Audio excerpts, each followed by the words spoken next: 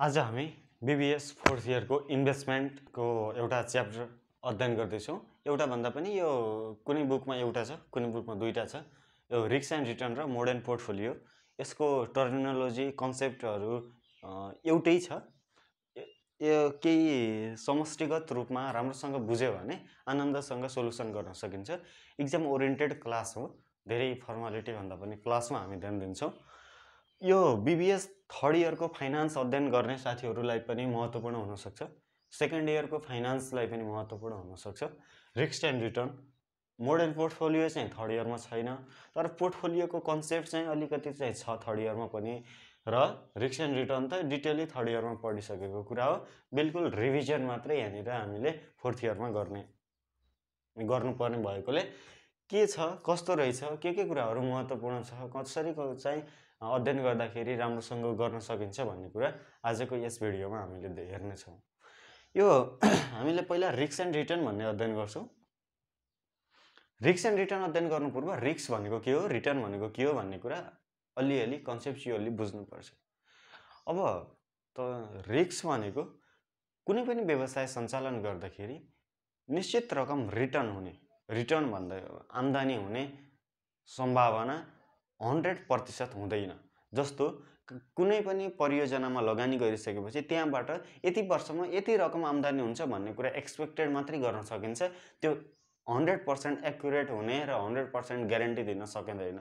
जसकारण अहिले अपेक्षा गरेको र पछि भएको वास्तविक जुन हुन्छ, वास्तविक रिजल्ट, त्यो बीचको अन्तरलाई हामीले रिस्क भनेर बुझ्छौँ। जस्तो अहिले तपाईँले फोर्थ इयरमा तपाईहरुको थर्ड इयरको रिजल्ट आउँदैछ।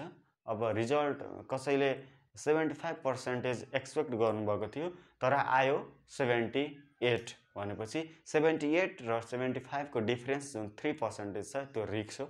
रिस्कमा यदि 75 एक्सपेक्ट गर्नुभएको थियो, आइदियो 68, त्यस्तो भयो भने त्यहाँनिर 75 - 68 को जुन डिफरेन्स छ, त्यो डिफरेन्स चाहिँ 7% चाहिँ रिस्क हो। त्यो एक्सपेक्टेड गरेको 100% आउँछ भन्न सकिँदैन। लगानी गरिसकेपछि यति आम्दानी गराउने भन्ने त हुन्छ योजना, तर योजना कार्यान्वयन हुँदा हरेक एक्टिभिटिज सञ्चालन गर्दै जाँदाखेरि त्यो पुरा नहुन पनि सक्छ, जसलाई हामी रिस्क भन्छौँ। रिस्क बिनाको कुनै पनि पिण्डहरू, कुनै पनि केही पनि के यो पृथ्वीको हरेक कुरा रिस्क बिना परिकल्पना गर्न सकिँदैन। म अहिले बोलिराखेको छु, यो बोल्दाखेरि पनि कुनै न कुनै रिस्कहरू छ। तपाईहरुले हेरिराख्नु भएको छ, नेट जान सक्ने अरु विभिन्न रिस्कहरू छ। हरेक कुरामा रिस्क छ। जहाँ धेरै रिस्क हुन्छ त्यहाँ धेरै रिटर्न हुन्छ भन्ने कन्सेप्ट छ।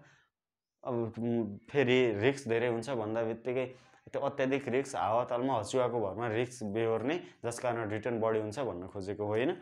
रिस्क अध्ययन गरेर रिस्क बढी भएको ठाउँमा लगानी गर्यो भने रिटर्न हाई हुन्छ। जोखिम कम वहन गर्न चाहने मान्छेको रिटर्न पनि कम हुन्छ भन्ने कन्सेप्ट छ। रिटर्न भनेको त कुनै पनि लगानी गरिसकेपछि लगानीबाट हुने आम्दानीलाई हामीले रिटर्न भन्ने हो। लगानी गरिसकेपछि लगानीबाट केही न केही प्रतिफल प्राप्त हुन्छ, हैन? लगानी गर्ने नै प्रतिफलको लागि हो। लगानी गर्ने नै प्रतिफलको लागि हो। जस्तो अहिले बैंकबाट लोन ल्याएर 10 लाख रुपैयाँ लोन ल्याएर कुनै एउटा सानो व्यवसायमा लगानी गरिँदैछ भने त्यो लगानी के को लागि गरिँदैछ त भन्दा त्यहाँबाट भोलि आम्दानी होला र मैले त्यो लोन चुक्ता गर्छु र केही फाइदा होला भन्ने कन्सेप्टले हामीले त्यो कारोबार गर्छौँ। जुन त्यो फाइदा भन्ने कुरा सोचिन्छ नि, त्यो चाहिँ रिटर्न हो। यो रिस्क एन्ड रिटर्न राख्नुको तात्पर्य के हो त सिलेबसमा भन्दाखेरि कुनै पनि व्यवसाय, कुनै पनि परियोजना सञ्चालन गरिसकेपछि कति रिटर्न हुनको लागि कति रिस्क बेहोर्ने त, हैन? कति रिस्क हुँदा कति रिटर्न हुने त, एक्सपेक्टेड रिस्क कति हुँदा एक्सपेक्टेड रिटर्न कति हुने त भन्ने कुरा हामीले अध्ययन गर्छौँ। रिस्क क्यान बी मिनिमाइज्ड, है? रिस्क मिनिमाइज गर्न सकिन्छ, तर रिस्कलाई हटाउन, शून्य गराउन यो दुनियाँमा सम्भव छैन। बुझ्ने? Risk can be minimized only, है? रिस्क घटाउन सकिन्छ, तर यसलाई पूर्ण शून्य गराउन असम्भव छ। अब हामी यो रिस्कको कुरा गर्दा अब हामी फटाफट क्याल्कुलेसन पार्टमा गइहाल्छौँ। क्याल्कुलेसन पार्ट मिन्स फर्मुला पार्टमा हामी गइहाल्छौँ। कन्सेप्टको कुरा रिस्क र रिटर्न भन्ने हो। What is risk, what is return भनेर एक्जाममा आउँदा पनि आउँदैन। यदि आइहाल्यो भने पनि लेखिहाल्ने, मैले भनिहालेँ। अब यो रिस्क एन्ड रिटर्नको अलिकति फर्मुलाहरू हामी अध्ययन गर्छौँ। रिस्क एन्ड रिटर्नको फर्मुला अध्ययन गर्दाखेरि यो रिस्क एन्ड रिटर्नमा तपाईँहरूले क्याल्कुलेसन गर्नुपर्ने कुरा के छ त भन्दा, अब रिस्क एन्ड रिटर्न भन्दा बित्तिकै रिस्क भनेको के, रिटर्न भनेको के, रिटर्न कति रिस्क कति त्यही क्याल्कुलेसन गर्नुपर्ने होला हैन। ल अब रिटर्न क्याल्कुलेसन गर्दै गर्दा यो रिटर्न है, रिटर्न क्याल्कुलेसन गर्दै गर्दा रिटर्न भनेको केही पनि हैन, यसलाई कसैले के ले पनि जनाएको छ, कसैले आर ले पनि जनाएको हुन्छ। रिटर्नलाई अब रिटर्नलाई के ले भन्दा आर ले जनाउने, आर अगाडि चाहिँ सजिलो हुन्छ हैन। जसले जनाउँदा पनि केही पनि हैन, एउटा डिनोटेड मात्रै हो।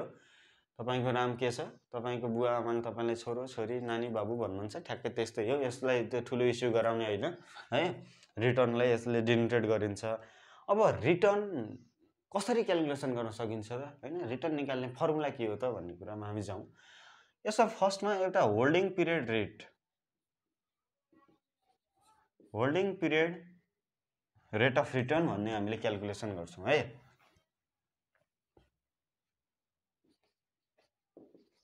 Holding period rate of return है, जसलाई हामी एचपीआर भन्छौं। Holding period rate of return HPR भन्छौं। यो एचपीआर क्याल्कुलेसन गर्दा P1 minus P0 plus dividend 1 divided by P0, यो फर्मुलाको थ्रुबाट holding period rate of return हामीले क्याल्कुलेसन गर्छौं। Holding period rate of return यो पनि रेट अफ रिटर्न नै हो, एचपीआर भनेको रेट अफ रिटर्न हो है। अब holding period rate of return, त्यसपछि एक्सपेक्टेड रेट अफ रिटर्न भनेर हामीले यो कुरा बुझ्नु पर्यो। यो आर लाई हामीले रिटर्नलाई जनायौं भने यो माथि लगाइदियो भने एक्सपेक्टेड रेट अफ है, यो लगायो भने एक्सपेक्टेड। यसलाई आर ह्याटले पनि डिनोटेड गर्न सकिन्छ, आर ह्याटले पनि डिनोटेड गर्न सकिन्छ। रेट अफ रिटर्नलाई ईआर ले पनि डिनोटेड गर्ने गरिएको छ, ईआर ले पनि डिनोटेड गर्ने गरिएको छ है। यो जसले डिनोटेड गरे पनि आखिर हो त रिटर्न नै हो, रिटर्न नै हो। यो भनेको रिटर्न नै हो, यो रिटर्न नै हो है। Expected rate of return, expected rate of return, expected rate of return, जे भने पनि एक्सपेक्टेड रेट अफ रिटर्न हो, आर ले डिनोटेड गर्ने हो। अब एक्सपेक्टेड भन्दा बित्तिकै एभरेज हो। एभरेज भनेको के हुन्छ त, return of first year plus return of second year plus हुँदै हुँदै हुँदै return of n year divided by जति वर्षको रिटर्न छ त्यति वर्ष राख्दियो भने एक्सपेक्टेड रेट अफ रिटर्न आउँछ, आर आउँछ है। आर भनेको सिंगल रेट अफ रिटर्न, एउटा वर्षको रेट अफ रिटर्न, एउटा पिरियडको रेट अफ रिटर्न। यो भनेको एक्सपेक्टेड रेट अफ रिटर्न भनेको एभरेज, एक्सपेक्टेड भन्दा बित्तिकै एभरेज रेट अफ रिटर्न, यसरी हामीले क्याल्कुलेसन गर्न सक्छौं है एक्सपेक्टेड रेट अफ रिटर्न। अब यहाँनिर कस्तो छ त भन्दा प्रोबेबिलिटी भएको केसमा के हुन्छ त भन्ने हुन्छ। जस्तो कस्तोमा भइदिन्छ त भन्दा first year, second year, third year, fourth year. First इयरको रेट अफ रिटर्न 4% छ, त्यसपछि 6% छ, त्यसपछि 5% छ, त्यसपछि फेरि 7% छ भनेपछि अब यहाँनिर यसको average rate of return expected कति हुने त भन्दा 1 + 2 + 3 + 4 7 10 5 15 7 22 डिभाइडेड बाई 4 गरेर यहाँनिर कति आयो, 5.5 आयो, 5.5 आउँछ। र यसैलाई यदि फर्स्ट इयरमा 4% निकाल्न सक्ने प्रोबेबिलिटी कति छ त भन्दा 0.1 फर्स्टमा छ, 0.2 यहाँनिर छ, 0.7 यहाँनिर छ, 0.1 यहाँनिर छ, 7 8 9 10 ल 7 8 9 10 यस्तो छ भने यो यदि प्रोबेबिलिटी भएको केसमा रेट अफ रिटर्न कसरी निकाल्ने त भन्नको लागि rate of return R bar है, expected rate of return R एट और समेसन आर ईआर हो है, यो समेसन होइन, ईआर बराबर के हुन्छ त भन्दा probability 1 into rate of return 1 plus probability 2 into rate of return 2 plus हुँदै क्रमिक रूपले rate of return n into probability n गरेर यसरी हामीले 4 इन्टु 0.1 6 इन्टु 0.1 प्लस 5 इन्टु 0.7 गरेर क्रमिक रूपले यसरी गर्न सकिन्छ। रेट अफ रिटर्नको कुरा यति भयो। प्रोबेबिलिटी भएको केसमा नन प्रोबेबिलिटी केसमा है, नन प्रोबेबिलिटी केसमा रेट अफ रिटर्न हामीले निकाल्न सक्ने यसरी रहेछ। अब रेट अफ रिटर्न निकालिसकेपछि यहाँनिर एउटा यो मैले हिजो तपाईँहरूलाई अर्को भिडियो गरेर हालिदिएको थिएँ कर्पोरेट फाइनान्सको। कर्पोरेटमा पनि यो रेट अफ रिटर्नको कुरा अलिअलि त्यहाँनिर पनि उठेको थियो। यो सबै कस्तो छ भने फोर्थ इयर भन्दा बित्तिकै थर्ड इयरको फाइनान्सको समराइज यो 3टा विषय कि अहिले फोर्थ इयरमा त्यस्तो देखिराखेको छ। अब हालिदिएको थिएँ त्यहाँनिर मैले यो एक्सपेक्टेड रेट अफ रिटर्नको कुरा पनि गरेको थिएँ। यो CAPM मोडेल भन्ने एकदमै महत्त्वपूर्ण हो। CAPM मोडेल भन्ने है यो क्यापिटल एसेट्स प्राइसिङ मोडेल हो। CAPM भनेको क्यापिटल एसेट्स प्राइसिङ मोडेल। यसले रेट अफ रिटर्न कसरी क्याल्कुलेसन गर्ने भन्छ भन्दा त रेट अफ रिटर्न बराबर यो rate of return of risk free assets भन्छ। RF भनेको रिस्क फ्री एसेट्सको रेट अफ रिटर्न प्लस मार्केटको rate of return minus risk free assets. यो मार्केटको चाहिँ एक्सपेक्टेड हो है, expected rate of return into beta गर्ने भन्छ। अब यो कसको रिटर्न हो त भन्दा जेको रिटर्न निकाल्ने हो, बेटा पनि त्यही जेकै गुणन गर्ने भनेको हो है। जे भनेको जस्तो RA भयो भने इन्टु बेटा A, RB भयो भने बिटा B, त्यसरी गर्ने हो। यस्तो हुन्छ। यहाँनिर कस्तो भइदिन सक्छ भने RF प्लस यो RM माइनस RF लाई मार्केट रिस्क प्रिमियम भनेर यसरी पनि भनेको पाइन्छ। कहिलेकाहीँ RM माइनस RF नभनेर मार्केट रिस्क प्रिमियम भनेर भनेको बेला पनि क्याल्कुलेसन गर्ने कसरी त यो मार्केट रिस्क प्रिमियम भनेको यो रहेछ भन्ने कुरा बुझ्नु पर्यो है। यो CAPM मोडेल यो पनि एकदमै महत्त्वपूर्ण छ। CAPM मोडेल पनि महत्त्वपूर्ण छ। फर्मुला क्लास हो हैन, फर्मुला क्लास हो, एकदम हेर्नु पर्यो फर्मुला राम्रोसँग। अब रिटर्न पोर्टफोलियोको कुरा जस्तो 1 वर्षको रिटर्न 4% छ, 2 वर्षको रिटर्न 6% छ, 3 वर्षको रिटर्न 9% छ। अब अर्थात् प्रोजेक्ट 1 को रिटर्न, प्रोजेक्ट 2 को रिटर्न, प्रोजेक्ट 3 को रिटर्न यति % छ। प्रोजेक्ट 1 को वेट चाहिँ 0.4 छ, यसको वेट 0.2 छ, यसको वेट 0.3 छ। अब यो सबैको रिटर्न कति हुने त भन्दाखेरि यसलाई भन्छ रिटर्न पोर्टफोलियो। रिटर्न पोर्टफोलियो जसलाई हामी RP ले डिनोटेट गर्छौं। रिटर्न पोर्टफोलियोको फर्मुला हुन्छ एक्सपेक्टेड हो है, expected into weight of 1 plus expected return 2 into weight 2 plus expected return 3 into weight 3 गरेर यहाँनिर अब यसलाई क्याल्कुलेसन गरेर यो यसरी हामीले रिटर्न पोर्टफोलियो क्याल्कुलेसन गर्न सक्छौं। रिटर्न पोर्टफोलियो क्याल्कुलेसन कसरी गर्ने भनेर यहाँनिर मैले देखाइहालेँ है। अब रिटर्नको कुरा सायद यति हो है, return portfolio expected rate of return निकाल्ने, रिटर्न पोर्टफोलियो निकाल्ने, बस यति नै हो रिटर्नको कुरा। अब मैले यहाँनिर यो रिटर्नको कुरा गर्दै गर्दा क्याल्कुलेसन कसरी गर्ने भनेर यहाँनिर फेरि एकपटक मैले देखाइदिन्छु। जस्तो प्रोबेबिलिटी भएको केसमा र नभएको केसमा यो नन प्रोबेबिलिटी है, नन प्रोबेबिलिटीको अघि मैले 4 5 6 भनेर देखाइदिएँ। प्रोबेबिलिटी भएको केसमा पनि मैले देखाइदिएको थिएँ 4 छ, 6 छ, 3 छ, 2 छ यो रिटर्न। त्यसपछि प्रोबेबिलिटी चाहिँ 0.1, 0.2, 0.4, 0.3 यस्तो प्रोबेबिलिटी छ। अब रिटर्न इन्टु प्रोबेबिलिटी गरेर 0.4, 1.2, 1.2, 0.6 यसरी गरेर समेसन आउँछ। कति आयो त 112, 2.4, 2.8, 3.4 आयो है, 3.4% आयो यो समेसन। के को समेसन हो त RJ इन्टु PJ को। प्रोबेबिलिटी भएको बेला एक्सपेक्टेड रेट अफ रिटर्न निकाल्ने फर्मुला के थियो? एक्सपेक्टेड रेट अफ रिटर्न निकाल्ने formula summation RJ into PJ थियो, अर्थात् R1 इन्टु P1 प्लस हुँदै हुँदै हुँदै क्रमिक थियो। अब यो भनेको यहाँनिर निकालेको यसरी टेबलबाट गर्दा यहाँनिर आयो सिधै 3.4% आयो है, यसरी आयो। अब यही कुरा फेरि फर्मुलाबाट गरेको भए पनि हुन्थ्यो, यो टेबलबाट नगरेर हैन। ल यसरी चाहिँ यो गर्ने हो। अब हामी उता गइहाल्छौँ, केमा जान्छौँ त भन्दा रिस्कमा जान्छौँ। रिस्कको कुरा गरेर पोर्टफोलियोको कुरा गरेर एन्ड गर्ने हो हैन। रिस्क भन्दा बित्तिकै रिस्क भन्दा बित्तिकै स्ट्यान्डर्ड डेभिएसनले रिस्क मेजर गर्छ। स्ट्यान्डर्ड डेभिएसनले रिस्क मेजर गर्छ। स्ट्यान्डर्ड डेभिएसनले रिस्क मेजर गर्छ। सिभीले रिस्क मेजर गर्छ हैन। कोएफिसिएन्ट अफ भेरिएसन भन्छ यसलाई। सिभीले रिस्क मेजर गर्छ। बेटाले पनि रिस्क मेजर गर्छ। सबैभन्दा बेस्ट भनेको सिभी, त्यसपछि बेटा भनेको सिस्टमेटिक रिस्क हो।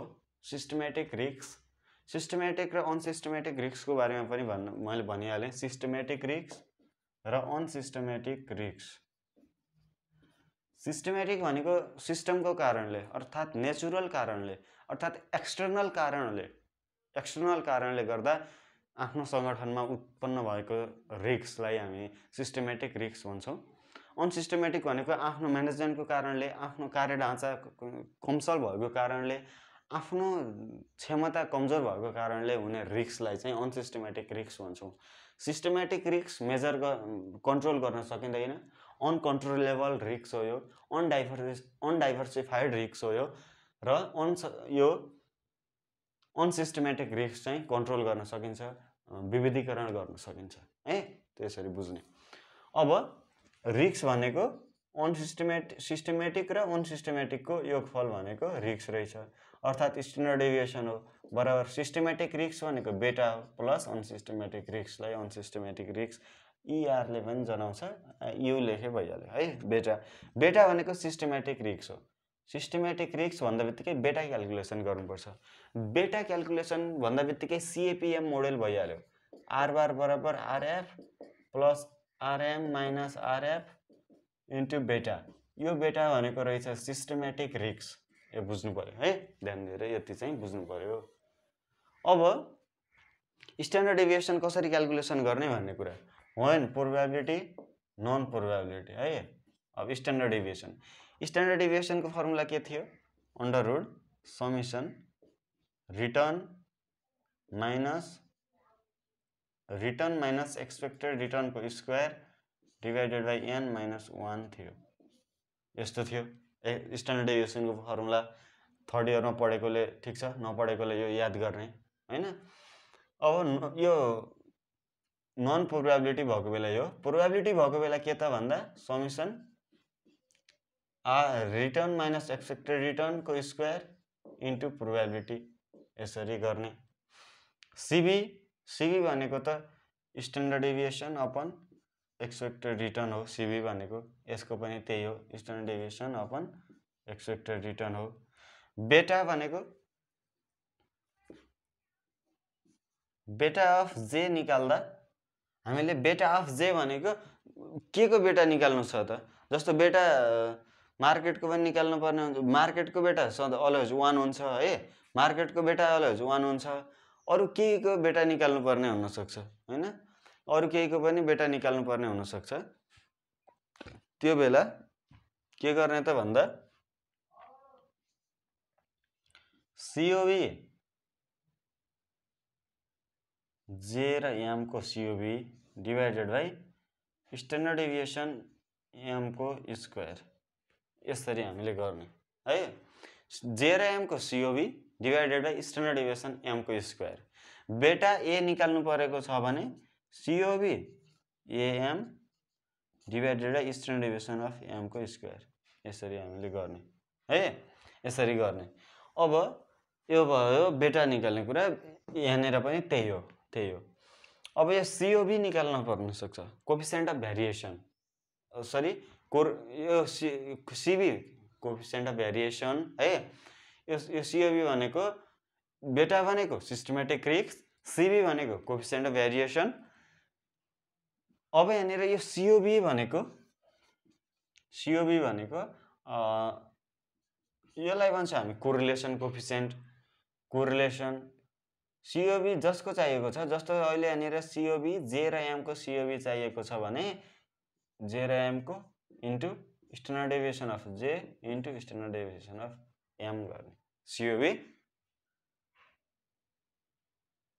COBJM बराबर correlation JM into standard deviation of J into standard deviation of M हामीले गर्ने है। त्यसरी हामीले गर्ने। COB भनेको कोभ्यारिएन्स हो है। COB भनेको कोभ्यारिएन्स हो।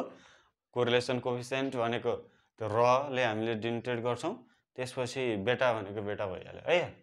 अब यसरी हामीले क्याल्कुलेसन गर्न सक्छौं। इट मिन्स यसको ठाउँमा हामीले यसलाई लगेर पनि राख्दिन सक्छौं। और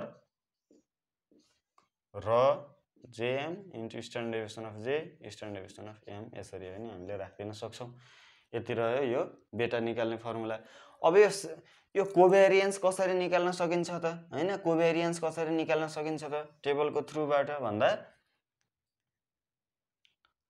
प्रोबेबिलिटी भएको बेला र नभएको बेला नन प्रोबेबिलिटीमा समेसन R अब JM निकाल्दा RJ minus expected RJ into RM minus यस्तो डिभाइडेड बाइ n माइनस 1 गर्ने है। अब यहाँ AB मानेर A अनि B गरे पनि भइहाल्यो। अब प्रोबेबिलिटी भएको बेला चाहिँ summation RJ minus expected RJ RM minus expected RM into probability of J गरेर यसरी हामीले क्याल्कुलेसन गर्न सक्छौं। यो कोभ्यारिएन्स स्ट्यान्डर्ड डेभिएसन लेख्ने है। Standard deviation coefficient of variation systematic risk covariance यसरी हामीले क्याल्कुलेसन गर्न सक्छौं। बेटा अफ मार्केट अलवेज 1 हुन्छ त्यो पनि लेख्ने। बेटा अफ मार्केट अलवेज 1 हुन्छ है। मार्केटको बेटा चाहिँ सधैं 1 हुन्छ। मार्केटको बेटा हामीले क्याल्कुलेसन गर्नु पर्दैन। मार्केटको बेटा 1 हुन्छ। अब रिस्कमा हामीले यति कुराहरु हेर्यौं सरसर्ती है। अब CB निकाल्ने एकदम महत्त्वपूर्ण कुरा CB जसको निकाल्ने CB J बराबर standard deviation of J RJ गर्दियौ है। J RJ J को निकाल्ने हो। CB J बराबर standard deviation divided by return गर्यो भने CB आउँछ। त्यति कुरा चाहिँ बुझ्नु पर्यो। अब यहाँनिर लगभग रिस्क एन्ड रिटर्नको लागि चाहिने फर्मुला यतिकै हो। यसको मैले एउटा हिसाब गर्दिन सोचिरहेको थिएँ तर टाइम अलिकति कम भयो हैन। म तर पनि एउटा चाहिँ अहिले हिसाब नगरे पनि फर्मेट चाहिँ गराएर तपाईहरुलाई सिकाइदिन्छु। त्यो हिसाब मात्रै गरे भने यो च्याप्टरै आनन्दसँग सकिने जस्तो छ। अब रिटर्न पोर्टफोलियोको कुरा भइसकेको छ। स्ट्यान्डर्ड डेभिएसन पोर्टफोलियो लेख्ने। स्ट्यान्डर्ड डेभिएसन पोर्टफोलियो बराबर ठूलो अन्डर रुट दिने स्ट्यान्डर्ड डेभिएसन अफ A को स्क्वायर इन्टु वेट A को square plus standard deviation of beta को स्क्वायर इन्टु वेट बेटा को square plus 2 into weight A into weight B into COB AB covariance of AB। यसरी हामीले यो दुईटा एसेट्सको standard deviation portfolio निकाल्छौं। अब तीनटा एसेट्सको पनि हुन्छ। तीनटा एसेट्सको यदि भयो भने के गर्छौं? त्यो तीनटा एसेट्सको एक्जाममा त आउँदैन है। तीनटा एसेट्सको यदि निकाल्नु पर्यो भने कसरी निकाल्छौं त भन्दा स्ट्यान्डर्ड डेभिएसन अफ A को स्क्वायर इन्टु वेट A को स्क्वायर यसरी नै। अब यहाँ A र B को गरेको थियौं दुईटा थियो। C भयो भने तीनटाको गर्ने स्ट्यान्डर्ड डेभिएसन अफ B को स्क्वायर इन्टु वेट B को square plus standard deviation of C को स्क्वायर इन्टु वेट C को स्क्वायर प्लस अब यहाँ अघि B को हुँदा यस्तो गरेको थियौं 2 weight A weight B COB AB। A र B को भयो। अब A र C को गरौँ फेरि plus 2 weight A weight C COB AC plus 2 अब A र B को पनि भयो। A र C को पनि भयो। B र C को बाँकी छ 2 weight B weight C COB BC। यसरी पनि हामीले यहाँनिर गर्न सक्ने रहेछौं है। यो 3 एसेट्सको खासै एक्जामको लागि इम्पोर्टेन्ट छैन, प्र्याक्टिस गर्नको लागि मात्रै है।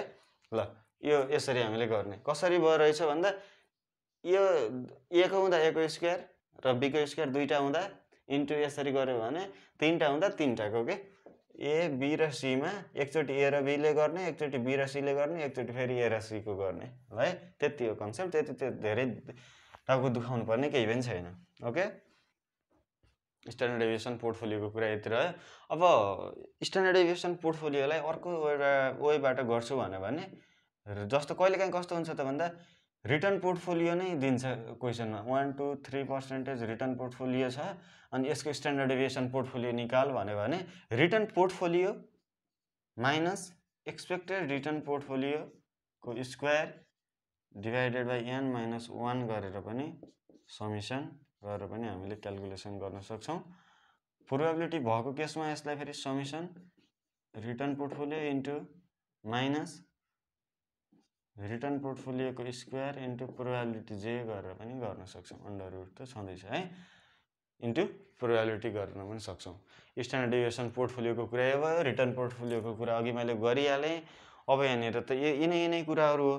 अब रिस्क एन्ड रिटर्न पनि बस, मोडर्न पोर्टफोलियो पनि बस है। अब मैले तपाईहरुलाई 5 मिनेट 25.52 सेकेन्ड भयो। अब मैले तपाईहरुलाई 5-7 मिनेट 5 मिनेट बढीमा एउटा हिसाबको फर्मेट देखाएर कसरी गर्ने त फ्याट भनेर म तपाईहरुलाई भने त्यो हिसाब गरे भने तपाईहरुले यो दुईटा च्याप्टर है। ल क्वेशनले दिन्छ इयर दिन्छ 1 2 3 अहिले 3 वर्षको लागि मात्रै है। इयर रिटर्न दिन्छ 5%, 10%, 8% है, रिटर्न दिन्छ। त्यसपछि रिटर्न दियो भने ल भइहाल्यो नि हैन। रिटर्न जसलाई हामीले आर ले डिनोटेट गर्छौं। यो नन प्रोबेबिलिटीको मैले एउटा इक्जाम्पल दिँदैछु, फेरि अहिले प्रोबेबिलिटीको एउटा इक्जाम्पल दिन्छु। अब हामी एक्सपेक्टेड रिटर्न, ल अब एक्सपेक्टेड रेट अफ रिटर्न निकाल्नको लागि summation R divided by n हो, अर्थात r1 plus r2 plus r3 divided by n हो। भनेको 5 प्लस 10 प्लस 8 भागा n गर्ने, 10 8 18, 18 र 5 23 भागा n गर्ने, कति हुन्छ n 3 छ, यहाँ सर्टेन पर्सेन्टेज आउँछ है। अब 2 मा निकाल्नु पर्ला। ल स्ट्यान्डर्ड डेभिएसन निकाल्नु पर्यो। स्ट्यान्डर्ड डेभिएसन अफ यो एउटा ए टु जेड कलेजको यस्तो खालको यो चाहिँ रिटर्नको सिनारियो रहेछ। Standard deviation of A to Z को ए बराबर के हुन्छ त formula summation RA minus RA को बार। अब यहाँनिर ए लेखिदिनु पर्यो हैन। ए टु जेड भन्दा बित्तिकै बारको स्क्वायर अपन n माइनस 1 भयो। अब के भयो त आरए यहाँनिर छँदैछ, आरए बार चाहियो। आरए बार यहाँनिर आएको छ, आरए बार अर्थात एक्सपेक्टेड रेट अफ रिटर्न आएको छ। त्यसो भने आरए माइनस आरए गर्नौ एकचोटी, त्यसपछि फेरि आरए माइनस एक्सपेक्टेड आरए को स्क्वायर चाहिएको हामीलाई त यहाँनिर हैन, स्क्वायर चाहिएको हो। अनि त्यो अब आरए माइनस आरए यहाँ 5 माइनस यहाँ जति आएको छ त्यति गर्ने, 10 माइनस जति आएको छ त्यति गर्ने, 8 माइनस जति आएको छ त्यति गर्ने, यतिको स्क्वायर गर्दै गर्दै गर्दै यहाँ आउने र टोटल यहाँनिर समेसन आउँछ। समेसन आयो भने यो समेसनलाई यहाँ राखेर ट्याक्कै n-1 गरिदियो भने फेरि यहाँनिर सर्टेन पर्सेन्टेज आउँछ। ठीक छ हैन, स्ट्यान्डर्ड डेभिएसन निकाल्ने। अब यही भ्यारिएन्स भन्यो भने स्ट्यान्डर्ड डेभिएसनको स्क्वायर हो, केही पनि चिन्ता छैन। यहाँ जस्तो 3 आयो भने यो 3 को स्क्वायर गरेर 9 भइहाल्यो, यो चिन्ता नै भएन। अनि रिटर्न स्ट्यान्डर्ड डेभिएसन अब रिटर्न पोर्टफोलियो भन्यो भने दुईटाको हुन्छ। रिटर्न पोर्टफोलियो भन्यो भने है। अब जस्तो रिटर्न पोर्टफोलियोको अहिले मैले गर्छु। अब यहाँनिर अर्को निकाल्न मिल्ने के छ त कोभ्यारिएन्स है। कोभ्यारिएन्स पनि मिलेन, एउटा मात्रै छ, दुईटा एसेट चाहियो कोभ्यारिएन्स हुनको लागि। ल अब यहाँनिर आरबी पनि दिएको छ क्वेशनले, अर्थात यो अर्को कुनै कम्पनीको 10%, 5%, 8% दिएको छ। यसको पनि एक्सपेक्टेड रिटर्न यसरी निकाल्ने है, आरबी आउँछ। फेरि आरबी माइनस एक्सपेक्टेड आरबी गर्ने, फेरि अर्कोमा आरबी माइनस एक्सपेक्टेड आरबी को स्क्वायर गरेर यहाँनिर निकाल्ने। त्यो ठ्याक्कै यसरी नै गरेर स्ट्यान्डर्ड डेभिएसन बी पनि आउँछ है। स्ट्यान्डर्ड डेभिएसन ए पनि आयो, स्ट्यान्डर्ड डेभिएसन बी पनि आयो। अब तेस्रो नम्बरमा के निकाल्न पर्न सक्छ त भन्दा कोभ्यारिएन्स निकाल्न पर्न सक्छ। कोभ्यारिएन्स अफ एबी निकाल्दाखेरि के थियो त formula summation RA minus expected RA RB minus expected RB थियो डिवाइडेड बाई n माइनस 1। अब आरए माइनस आरए बार यहाँनिर छ, आरबी माइनस आरबी बार यहाँनिर छ, यो इन्टु यो गुणन गरेर यहाँनिर लेखिदिने आरए माइनस आरए बार इन्टु आरबी माइनस आरबी बार गरेर टक टक टक आउँछ, समेसन गर्ने, summation divided by n minus 1 गरे सिओबी एबी आइहाल्यो। सिओबी एबीमा अन्डर रुट होइन है, आइहाल्यो। त्यसपछि सिओबी एबी आइहाल्यो भने कोरिलेसन चाहियो।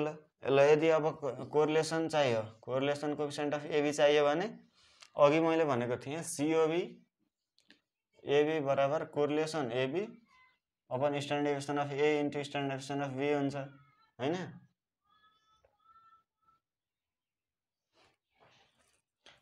अपन नै into AB into standard deviation of A into standard deviation of B हुन्छ है। यस्तो हुन्छ भने कोरिलेसन निकाल्नु पर्यो भने यो divided by standard deviation of A into standard deviation of B भयो भने त कोरिलेसन आयो हैन, आयो। अब ट्याक्क सिओबी यहाँ आउँछ, स्ट्यान्डर्ड डेभिएसन अफ ए यहाँ माथि राखेको छ, बी पनि अघि यहाँनिर निकालेर आएको छ, गर्ने भइहाल्यो। यसरी अब यहाँनिर जे पनि क्याल्कुलेसन गर्न सकिन्छ यो प्रोबेबिलिटी नभएको बेला। अब यही कुरा यदि प्रोबेबिलिटी छ है, यदि प्रोबेबिलिटी छ भने कसरी गर्ने हेरौँ है। अब यहाँनिर यदि ल प्रोबेबिलिटी दियो, प्रोबेबिलिटी पिजे 0.1 0.2 0.7 दियो। अब हामीले एक्सपेक्टेड रिटर्न निकाल्नको लागि के गर्छौँ त summation P1 PJ into RJ गर्छौँ। PJ भनेको 0.1 इन्टु 5 RA इन्टु PJ गरेर। अब यहाँनिर यो RA माइनस RA गर्दैनौँ, RA इन्टु PJ गर्छौँ। 5 इन्टु 0.1 0.5 यसरी ट्याक ट्याक टक गरेर यहाँनिर लेख्छौँ। यहाँनिर सर्टेन पर्सेन्टेज आउँछ, ट्याक्क त्यही पर्सेन्टेज एन्सर हुन्छ। यसरी नै एक्सपेक्टेड अर्कोको पनि आउँछ।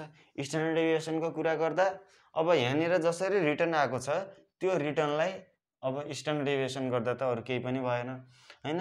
यहाँनिर रिटर्न आइसकेको हुन्छ, आरए माइनस आरए बार गर्ने हो, को स्क्वायर गर्ने हो, लास्टमा तल n माइनस 1 नगरेर इन्टु पिजे गरिदिने हो, जसको लागि यहाँनिर यस्तो आइसक्छ भने आरए इन्टु पिजे आउँछ।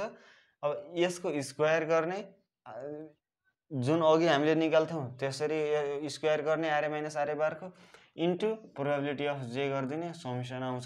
स्ट्यान्डर्ड डेभिएसन भएको डेन्ट्याङ। सिमिलरली त्यही भयो सिओबीमा पनि ट्याक्क त्यसरी नै गर्ने। एउटै हिसाब गऱ्यो भने क्लियर हुन्छ, धेरै तनाव त केही पनि मान्नु परेन हैन। एउटा हिसाब मात्रै हेरेर बस्यो भने मजासँग गर्न सकिन्छ, तनाव मान्नु पर्ने केही पनि छैन। त्यही भएर तनाव नमान्ने, मजासँग गर्न बस्ने, पढ्न सकिन्छ। धेरै गाह्रो कुरा केही पनि रहेनछ। रिस्क एन्ड रिटर्न र मोड एन्ड पोर्टफोलियो भन्ने कुरा एकदम इजी टपिक रहेछन् दुईटै हैन, इजी टपिक रहेछन्। इजी टपिकलाई धेरै टाइम लगाउने पनि होइन, टाइम कम छ, इक्जाम आउन लागिसकेको छ, राम्रोसँग पढ्ने बेटा कोएफिसिएन्टको कुराहरू यस्तै यस्तै हो। अनि अब अरू टेक्निकल कुराहरू हैन अलिअलि कहीँ केही फरक हुनसक्छ, केही पनि चेन्ज छैन, केही पनि गाह्रो छैन, केही पनि अप्ठ्यारो छैन, क्याल्कुलेसन पार्टमा केही समस्या छैन। सिआइपिएम मोडेल भइहाल्यो, रिस्कको कुरा भइहाल्यो, सिस्टमेटिक अनसिस्टमेटिक रिस्क सबै भइहाल्यो नि हैन, सबै भइहाल्यो। त्यसपछि अरू केही पनि छैन।